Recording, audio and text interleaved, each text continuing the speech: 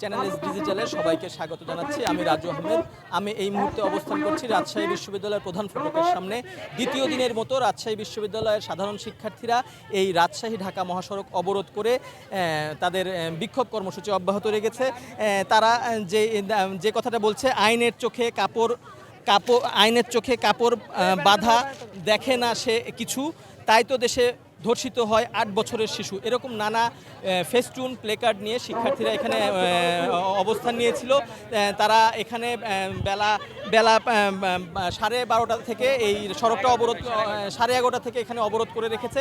শিক্ষার্থীদের দাবি যে আইনে ঠিকমতো ব্যবস্থা নেওয়া হচ্ছে না ধর্ষণকারী এবং নারী নির্যাতনকারীদের ওপর।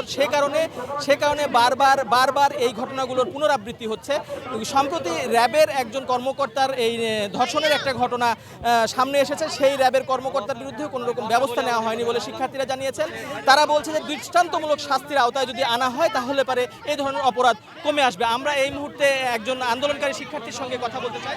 আপনাদের অবস্থানটা হচ্ছে, দেখেন আমাদের প্রচলিত যে আইন, নারী ও শিশু নির্যাতন দমন আইন, সেইটাতে দেখা যাচ্ছে যে বিচার প্রক্রিয়ার জন্য 180 দিন ধার্য করা, কিন্তু সেই 180 দিনের মধ্যে বিচার আসলে কোনো দিনই সম্পন্ন হয় না। এবং আমরা দেখি যে এই আইনটা কিন্তু দ্রুত বিচার করার জন্যই তৈরি, কিন্তু দ্রুত বিচার করার জন্য তৈরি হলেও দেখা যায় 180 দিনে তার 10 গুণ সময় নিলেও ফাইনালি তদন্ত কর্মকর্তা এতবার চেঞ্জ হয় যে বিচারটা আমরা পাই না।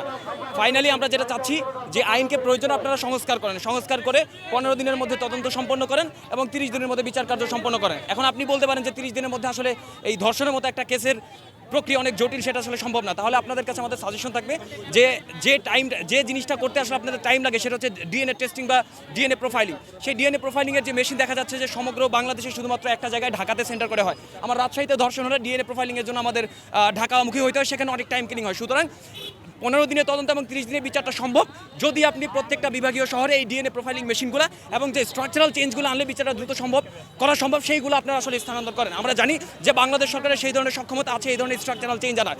তাহলে আপনারা আসলে আমাদেরকে নির্বুদ্ধি বা আমরা আসলে আইন বুঝি না বা জানি না এই কথাটা বলতে পারবেন না। তাহলে আসলে 15 দিনে তদন্ত করে 30 দিনের বিচার সম্ভব।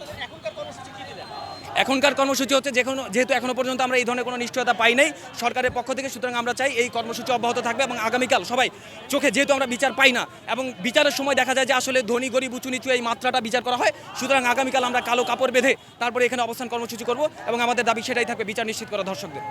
শিক্ষার্থীরা যেমনটা বলছিল যে সাম্প্রতি যে ঘোষণাটা দেওয়া হয়েছে যে হচ্ছে 15 দিনে তদন্ত কাজ সমাপ্ত করা এবং 90 দিনের ভিতরে বিচার নিশ্চিত করা। তবে শিক্ষার্থীরা বলছে 15 দিনের ভিতরে তদন্ত কাজ, যেটা পুলিশের তদন্ত কাজ, সেটা নিশ্চিত করতে যাচ্ছে, ঠিক আছে, কিন্তু সেই 90 দিনে বিচার কাজ শেষ না, তারা চাচ্ছে যে 30 দিনের ভিতরে বিচার কাজটা শেষ করুক। তো রাজশাহী বিশ্ববিদ্যালয়ের সামনে থেকে আমার